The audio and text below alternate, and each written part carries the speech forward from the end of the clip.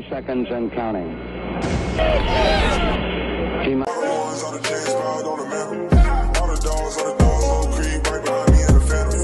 Hey, what's good, guys? It's Club City Entertainment here, back to another video. And for today's video, we're going to be talking about the Houston Texans. We're going to be talking about one player in particular that's been heavily rumored and heavily linked to the Houston Texans, and actually even having a private meeting with the Houston Texans. And this player happens to be Ahmad Sauce Gardner. So Ahmad Sauce Gardner, as we know, he's been talked about as the #1 cornerback in the class. Highly debated with, of course, Derek Stingley or Sauce Gardner. Like, you really can't go wrong with either one of them.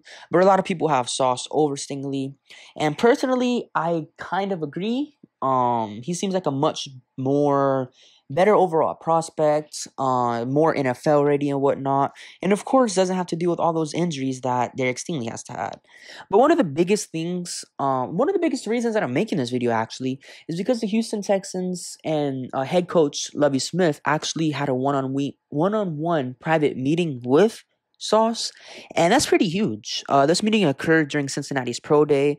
Was a few days ago, and that's pretty huge. To have a private meeting with a guy like that, and a lot of people project him to go in the top 10. It's gonna be really, really unlikely for him to fall to 13. So if we were to take him, it would have to be at 3, or a trade back from 3 to like maybe 6 or 8, Atlanta or Philly. Not Philly, Atlanta or Carolina, or trade up from 13. Like, those are probably the only 3 ways to get Sauce Gardner. There's almost no way he falls to 13.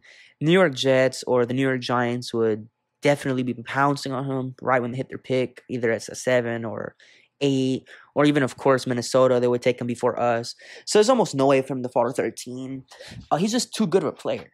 So I'm going to go over this previous season stats. So this previous season, he had 40 total tackles, 3 sacks, 3 interceptions. But one of the biggest things about his college career is he's allowed 0 touchdowns in his whole college career. And I think he's played over 1,000 total snaps. So to allow 0 touchdowns while going against some very, very good NFL receivers. Like, for example, Jameson Williams. Jameson Williams from Alabama. He's projected to be one of the first few receivers taken in this upcoming draft. Whether it be the first one, second one. Probably not going to drop lower than a third receiver taken, and he pretty much locked him down. I think he only allowed him to 1 or 2 receptions, and then in one play he laid him out on a screenplay. Like, he played Jameson Williams extremely well, and we all know the type of speed Jameson Williams has. He has probably one of the fastest players in this NFL draft. He would definitely be the fastest receiver, and as far as player, he would definitely be a top 3 fastest player in this NFL draft if he ran the 40. Which he did not, because, of course, he had the ACL tear in, against Georgia. So, yeah. So some good things about Sauce is he has very good length, and he knows how to use his length.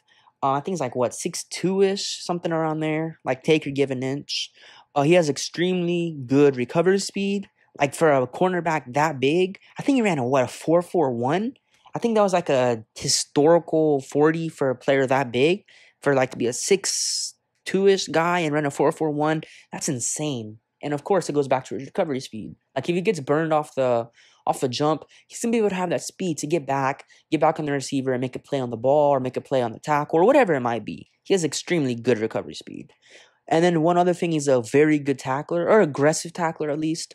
Very good tackler. I'm not too sure if he's a very good tackler, but he's very willing to hit. When it comes down to it and he needs to make a tackle or he needs to make a hit, like the ball is coming, he needs to hit the receiver or whatever, he's very, very good at that. Like, he doesn't shy away from contact. He's just, at times, not the best tackler. And when he goes against bigger running backs, like, for example, Brian Robinson, a couple of times in the Alabama game, he kind of just, not shied away, but kind of got down a little bit before he had to hit Brian Robinson. Like, he's kind of, in a way, scared / hesitant to go against bigger guys.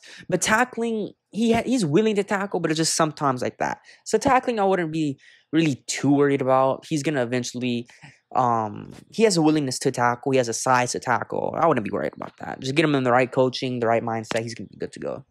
And then, of course, his ball skills. He has very, very good ball skills. This previous season, he had 3 interceptions. And that was mainly playing man coverage. So 3 interceptions in man coverage, that's pretty damn good. And of course, he would have had a lot more if they threw the ball to his guy more. A lot of the times, the quarterback tries to avoid Sauce because of how he covers his guy. Like, there's almost no opening against him. And then another one is his use of technique, and then his use of length. Of course, as I talked about his length earlier, he knows how to use his length very, very well, and his technique. He has extremely good cornerback technique. So yeah, that's just a quick little rundown of our Sauce, of course, what he could bring to this Houston Texans team. He would instantly, I think, be the cornerback one over Lonnie Johnson. Lonnie Johnson was like 25, 26-ish, I think, 26, I think, somewhere around there. So he would come in here, Sauce would come in here, instantly being the cornerback one with Desmond King, Lonnie Johnson, and then Tavier Thomas in the slot. So that's a very good cornerback room already. And then, of course, there's rumors about the Houston Texans trading for James Bradbury. I'm not sure if this video is going to be up by the time he is traded, but if he is not traded or if he is traded to Houston, James Bradbury could be a very, very good, I guess like a mentor in a way for Sauce Gardner. Bradbury was like 29, a bunch of experience in the league, very, very great cornerback. Not even good, he's a great cornerback. He's the only bad thing about him is he was on the New York Giants, so like the Giants, as we know, they're not too much of a competitive team, so we really didn't get to see much of him like in the big stages, the big light, the playoffs, really, not many primetime games. But overall, James Bradbury is a good cornerback. Getting him into Houston Texans cornerback room consisting of Sauce Gardner, Lonnie Johnson, Desmond King, Tavier Thomas, and then, of course, adding in James Bradbury, that would be an extremely good cornerback room. But going back to it, Sauce Gardner, we would have to take him at number 3, likely, because I don't really see too many teams wanting to trade up to 3 for a quarterback. I mean, there's no quarterback truly worth it. There's going to be a reach if you take one at 3, whether it be Willis, whether it be Pickett, whoever you might want to take at 3. It's going to be a reach for any team trying to trade up.